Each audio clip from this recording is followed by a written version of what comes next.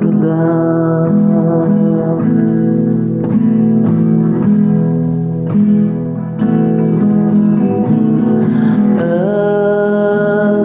Engkaulah Tuhan, Engkaulah Raja, selamanya tak ada yang lain selain Kau Tuhan, di bumi di surga.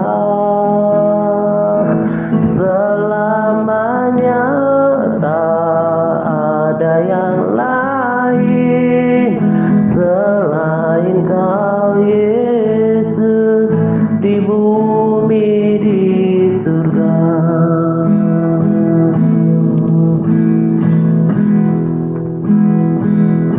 Engkau hebat, Engkau besar, oh tiada yang sama seperti Kau. Engkau dahsyat dan ajaib, oh tiada yang lain selain Kau. Haleluya, terpujilah Tuhan, terpujilah Yesus, kekal selamanya. Haleluya, terpujilah Tuhan, terpujilah Yesus, kekal selamanya.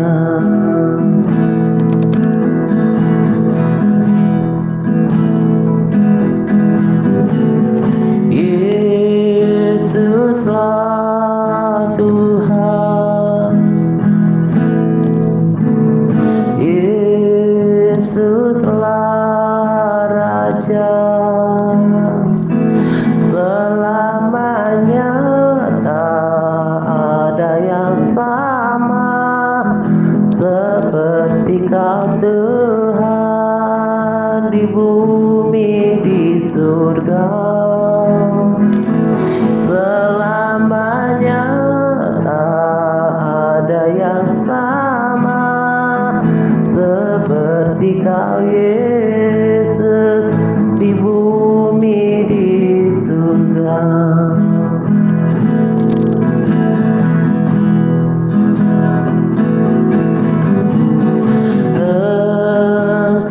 Engkaulah Tuhan,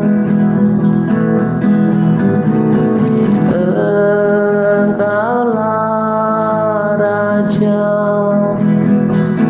selamanya tak ada yang lain selain Kau Tuhan, di bumi di surga.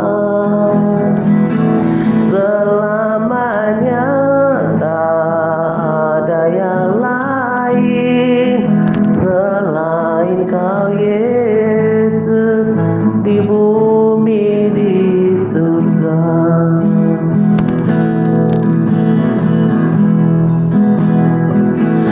Engkau hebat, Engkau besar, oh tiada yang sama seperti Kau. Engkau dahsyat dan ajaib, oh tiada yang lain selain Kau. Ku cinta Kau, ku puji Kau, oh selamanya ku sembah Kau.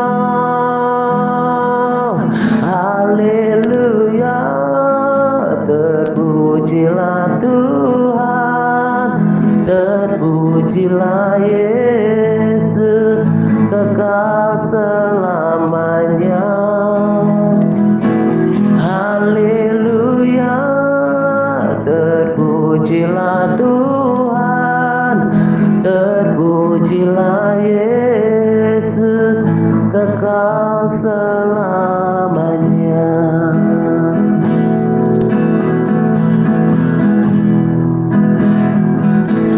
Haleluya, terpujilah Tuhan, terpujilah Yesus, kekal selamanya. Haleluya, terpujilah Tuhan, terpujilah Yesus, kekal selamanya. Engkau hebat,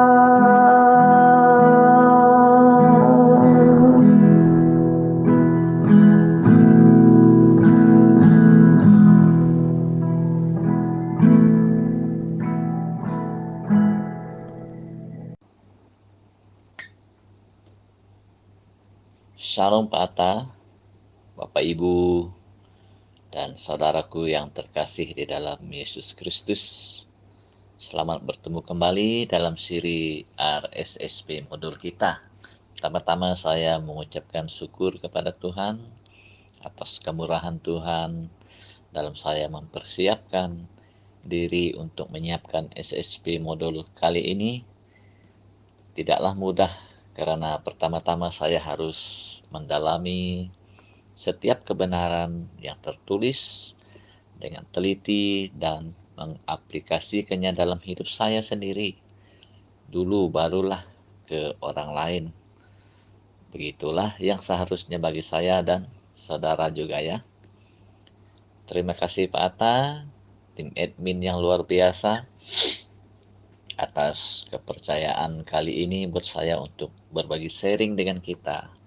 Apa yang saya pahami, hidupi, dan apa yang telah Tuhan taruh di hati saya untuk kita sama-sama koreksi diri lewat modul kali ini, yaitu modul 25 dengan subtema di sana yaitu pertanggungjawaban hidup. Namun sesuatu yang sangat penting untuk saya dan saudara perhatikan dalam menantikan hari Tuhan di hari-hari yang terakhir ini. Yuk, kita semak dari firman Tuhan, dasar-dasar dari firman Tuhan. Yang pertama terambil di dalam Roma pasal 14 ayat 12 berkata, demikianlah setiap orang di antara kita akan memberi pertanggungjawab tentang dirinya sendiri kepada Allah.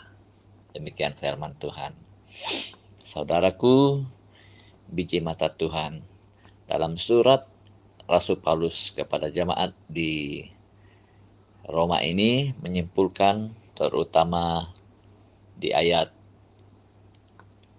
ke-12 tadi berkata, demikianlah setiap orang di antara kita akan memberi pertanggungjawab tentang dirinya sendiri kepada Allah.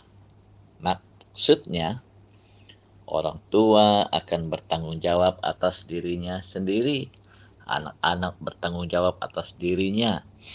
Dengan kata lain, kita tidak bertanggung jawab untuk orang lain. Apa yang telah mereka lakukan atau kerjakan, begitulah juga sebaliknya. Tetapi setiap orang akan bertanggung jawab atas dirinya sendiri. Kita harus mempertanggungjawabkan bagaimana cara kita menghabiskan waktu-waktu kita. Bagaimana kita memanfaatkan setiap kesempatan yang ada, terutama dalam melakukan firman Tuhan. Apa yang telah kita lakukan dan bagaimana kita melakukannya. Oleh itu, pertama, kita tidak berhak menghakimi orang lain karena mereka tidak bertanggung jawab atas kita. Demikian pula kita kepada mereka. Seperti kata Rasul Paulus di Galatia pasal 2 ayat 6 berkata, bagaimana kedudukan mereka itu tidak penting bagiku, sebab Allah tidak memandang muka. Siapapun mereka dan apapun yang mereka perbuat, mereka harus mempertanggungjawabkannya kepada Tuhan dan bukan kepada kita. Jika kita dapat menolong mereka di dalam suatu hal, itu baik. Tetapi harus kita ingat bahwa kita tidak berkuasa atas iman mereka.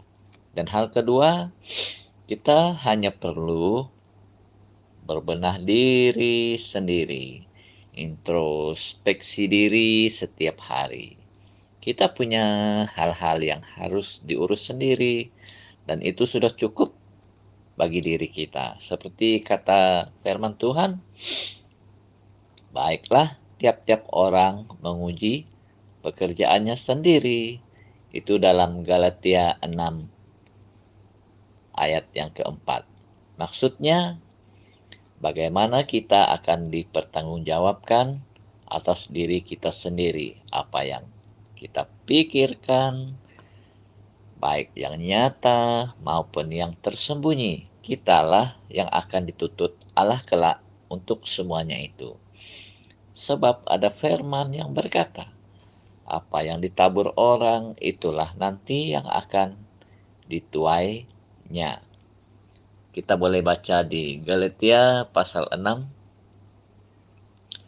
ayat yang kelima sampai yang ke-10. Cuma saya baca ayat 5, 7, 8, 9, 10 ya.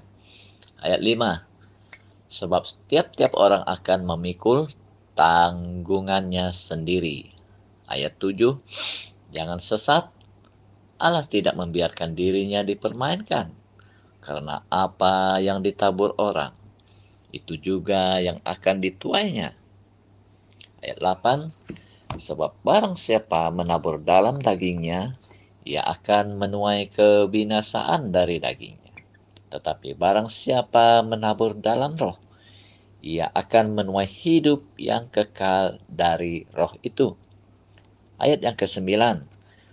Janganlah kita jemu-jemu berbuat baik, karena apabila sudah datang waktunya, kita akan menuai jika kita tidak menjadi lemah. Ayat yang 10.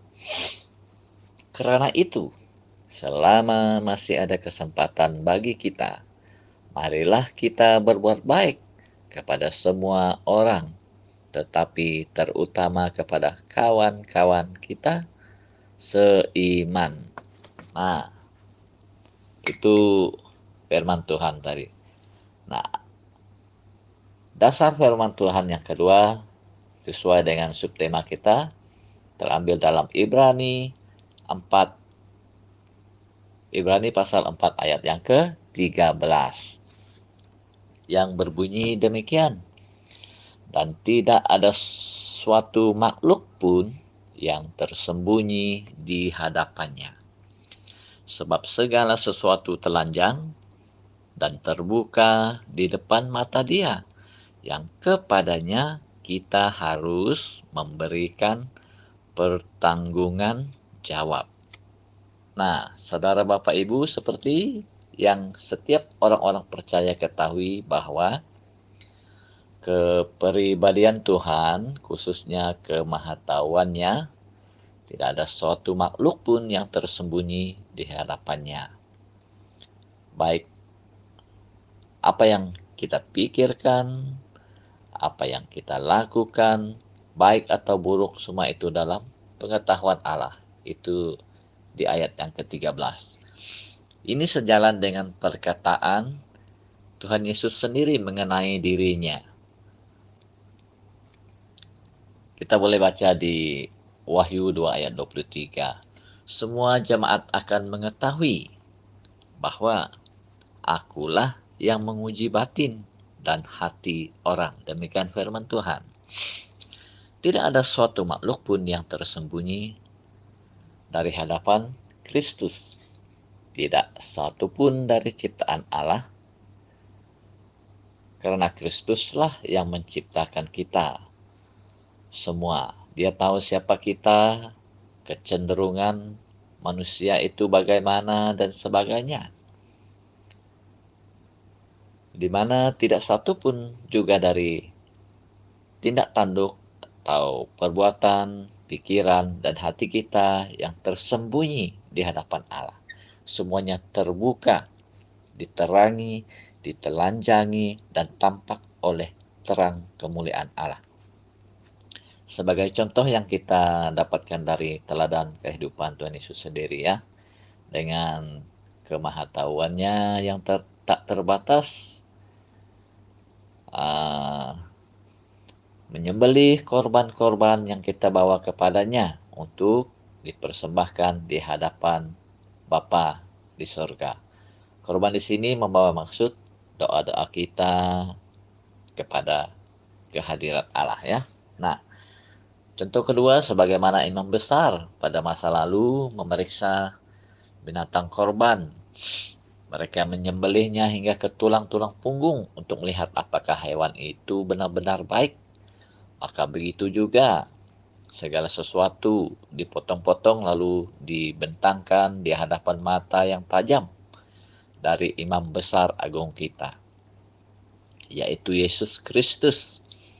Ia yang sekarang menguji setiap korban-korban yang kita berikan, nanti akan menjadi hakim yang menguji keadaan atau ketulusan kemurnian kita.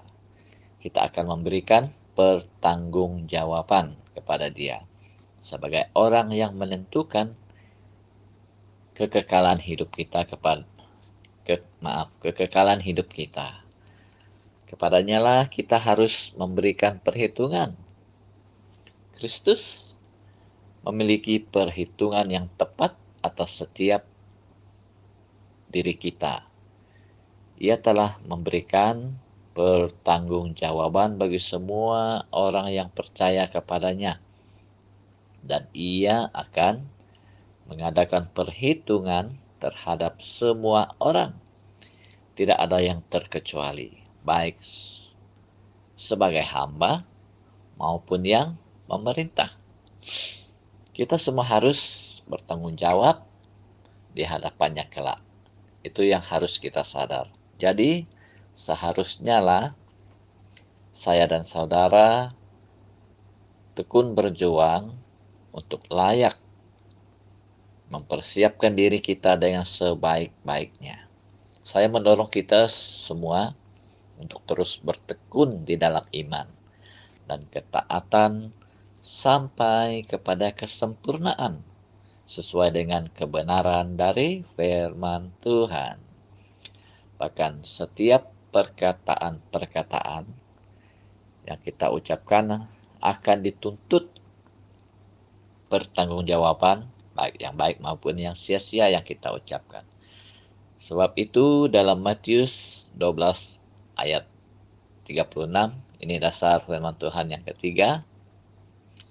Matius pasal 12 ayat yang 36 yang berkata, Tuhan Yesus berkata, tetapi aku berkata kepadamu, setiap kata sia-sia yang diucapkan orang harus dipertanggungjawabkannya pada hari penghakiman.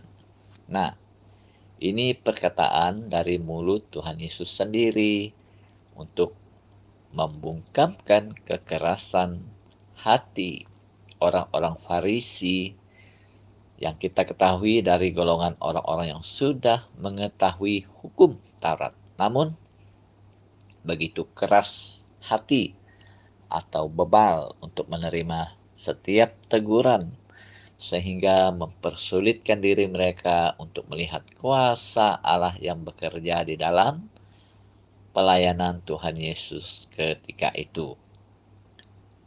Mereka sedikit pun tiada kecenderungan untuk terbuka terhadap apa pembaharuan yang Yesus lakukan. Karena apa? Karena hati mereka yang keras. Itulah yang membuat mereka melontarkan tuduhan-tuduhan yang bersifat hujatan terhadap setiap mujizat-mujizat yang Roh Kudus kerjakan lewat pelayanan Tuhan Yesus di tengah-tengah mereka. Sebab itulah dalam teks tadi Tuhan Yesus dengan keras menegur mereka, karena setiap perkataan yang keluar dari mulut kita merupakan cerminan kondisi hati seseorang. Dari hati manusia mengalir perkataan-perkataan yang baik atau jahat. Perkataan orang-orang Farisi yang menghujat Yesus nanti di akhir zaman harus mereka pertanggungjawabkan. Itu kita boleh rujuk di ayat 36 sampai ke 37. Demikian pun kini dengan kita yang hidup hari ini. Setiap orang yang sudah melihat kuasa Yesus atau mendengar Injilnya, semua dituntut untuk setiap perkataan sia-sia yang kita ucapkan, baik secara sadar atau di luar sadar kita. Oleh itu, harus kita segera bertobat. Seperti yang selalu hambanya Pak Atta ingatkan kita agar kita hidup dalam pertobatan setiap hari, bukannya terus menyalahgunakan kasih karunia yang Tuhan berikan dengan cuma-cuma bagi setiap orang yang sungguh-sungguh percaya terlahir baru di dalam Tuhan. Janganlah hidup suka mengeraskan hati seperti orang-orang Farisi ini. Mereka tahu hukum Taurat, namun dalam praktiknya mereka gagal. Mereka kandas karena kebebalan hati mereka yang hanya sok tahu dan suka menghakimi. Nah, camkan ini. Yang merintangi orang mengalami keselamatan dari Yesus, bukannya Yesus itu kurang berkuasa, tetapi karena ketidakterbukaan hati orang kepadanya. Oke, dasar firman Tuhan yang seterusnya terambil dalam Pengkhotbah 12, pasal 12 ayat yang ke-14. Karena Allah akan membawa setiap perbuatan ke pengadilan yang berlaku atas segala sesuatu yang tersembunyi, entah itu baik, entah itu jahat. Bapak, Ibu, dan saudaraku, kewajiban kita tidak cukup sekadar mengetahui firman Tuhan dan maksudnya atas semua yang terjadi atau yang kita alami dalam hidup ini. Melainkan kita harus mempercayainya. Walaupun kadang karena kita tidak memahami cara kerja Allah. Nah, ayat firman Tuhan ini merupakan ungkapan hati Raja Salomo untuk mengungkapkan makna hidup dan bagaimana pengakhiran setelah putaran kehidupan berakhir. Raja Salomo yang telah berusaha menemukan apakah makna hidupnya, tetapi akhirnya dia menemukan kekecewaan demi kekecewaan. Sebab dia berlandaskan kepada hikmatnya yang terbatas sebagai manusia, sehingga dia tidak dapat memahami apa makna hidupnya yang sesungguhnya. Sebab hidup ini terlalu luas untuk bisa kita mengerti. Mumpung di akhir pencariannya, Raja Salomo telah menemukan semua jawaban atas segala yang terjadi dalam hidupnya. Namun sebagai kesimpulannya, ia memberikan satu nasihat yang syarat hikmat. Bunyinya, takutlah akan Allah dan berpeganglah pada perintah-perintahnya, karena ini adalah kewajiban setiap orang. Itu boleh kita baca di Pengkhotbah 12 ayat 13 tadi. Bagi Raja Salomo, inilah awal dan akhir dari hikmat. Akhir hikmat bukan berarti akhir kehidupan. Bagi setiap orang Kristen atau umat percaya, bahkan umat manusia secara keseluruhannya, kematian itu pasti akan kita semua alami. Cuma bedanya waktu, skenarionya tidak sama. Kematian seseorang itu bukanlah akhir dari mata rantai kehidupan ini, melainkan ada Tuhan yang harus kita temui. Ada lagi kehidupan setelah kematian, yaitu hidup kekal di alam roh. Apakah hidup kekal? Apakah hidup kekal bersama Allah di surga? Atau hidup kekal di neraka? Seperti apa yang sudah saya singgungkan di awal sharing tadi, tidak ada yang tersembunyi di hadapannya. Semua perbuatan-perbuatan kita sewaktu hidup kita di dunia ini akan tersingkap, yaitu ayat 14 sana. Hidup kita ini berawal dari Tuhan dan nanti juga akan berakhir di tangan Tuhan juga. Akan tetapi jangan terlalu khawatir terhadap hari kematian itu.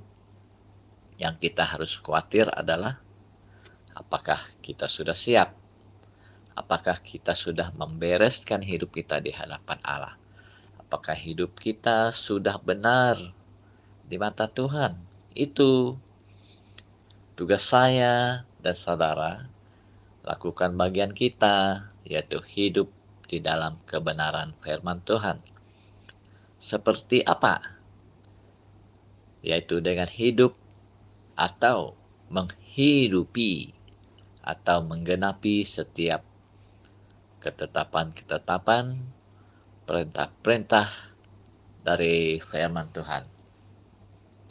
Seperti ada satu lagu yang berkata, hidupku menggenapi firman-Mu, tanda mujizat sertai tiap langkahku.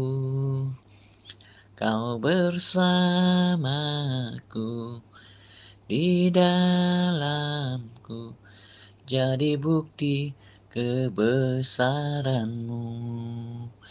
Hidupku menggenapi firman-Mu, tanda mujizat sertai tiap langkahku. Kau bersamaku di dalamku, jadi bukti kebesaran-Mu.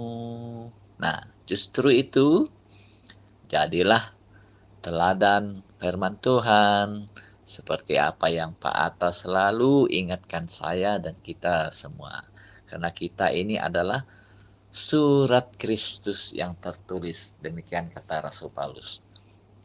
Hidup kita ini adalah saksi-saksi hidup buat orang-orang yang belum mengenal atau menerima Tuhan Yesus sebagai Tuhan dan Juru Selamat. Jadi, jadilah saksi Kristus yang tulus, murni, dan berdampak di komunitas dimanapun Tuhan tempatkan kita. Amin. Sekian sharing modul yang sangat sederhana dari saya. Maaf atas segala kekurangan. Yang baik itu dari Tuhan, yang kurang itu dari keterbatasan saya. Saya juga masih belajar untuk melakukan yang terbaik buat Tuhan. Tetap semangat Bapak Ibu, jaga hati, hidup kudus, hidup damai dengan semua orang. Tuhan Yesus memberkati. saya dan saudara dengan limpah-limpah. Amin. Haleluya, terpujilah Tuhan, terpujilah Yesus, kekal selamanya. Haleluya, terpujilah Tuhan, terpujilah Yesus, kekal selamanya.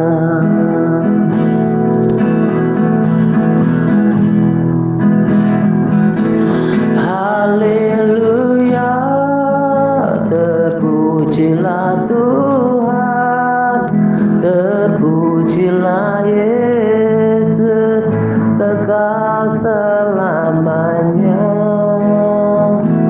Haleluya, terpujilah Tuhan, terpujilah Yesus,